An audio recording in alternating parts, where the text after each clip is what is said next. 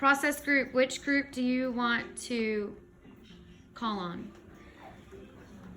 Benefits. Okay, so some benefits is we can use solar panels instead of electricity and battery powered because solar panels are more eco-friendly to the environment.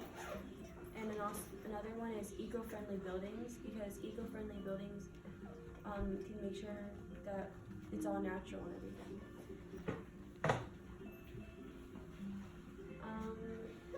We'll choose creativity.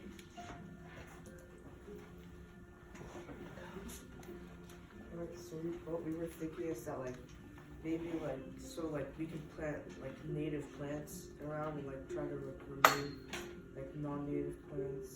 Maybe try to minimize the amount of trees we cut down and the amount of pipes we have to put in the ground. Maybe that makes sense.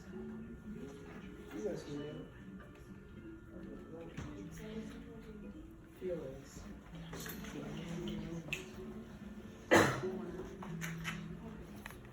Okay, well, the area will look better and property owners will make new land, and we had the feelings.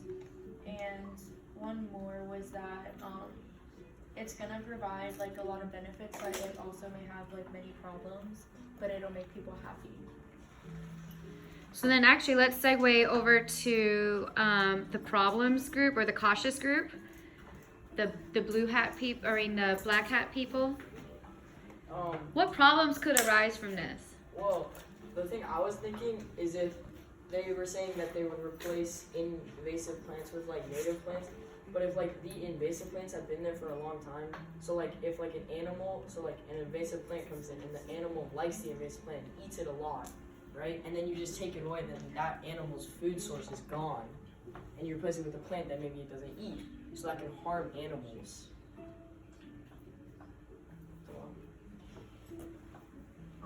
If the builders aren't careful, then they might make an error that will possibly kill many organisms in the area. Okay. And lastly, our white hat people, what are some ideas that you just heard from them that could be feasible, that could be actually used in our building project? We were thinking solar panels cost a lot, so they'd be harder. We found that they cost $11,214 to $14,406 for tax, and we were thinking water was a better energy source. So utilizing the hydroponics and hydroelectricity. Okay.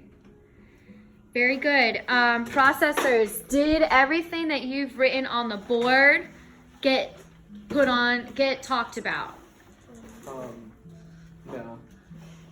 Okay, so then go up there and explain what are some other things that have not been mentioned.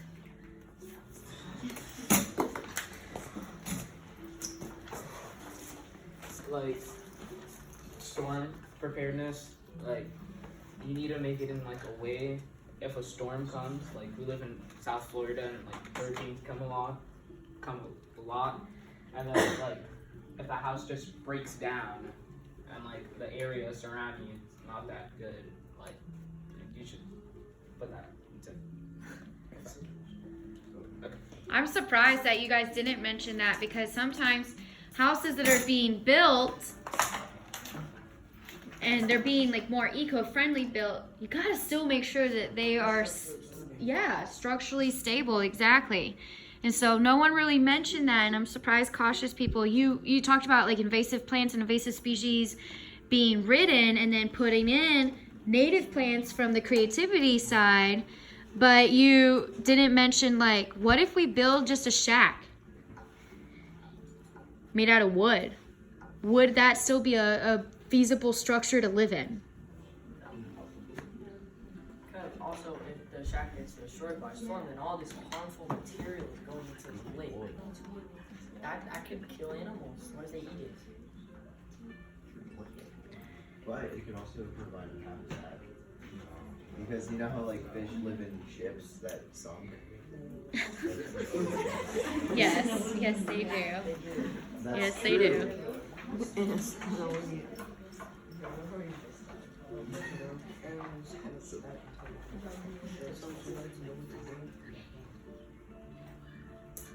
Bye.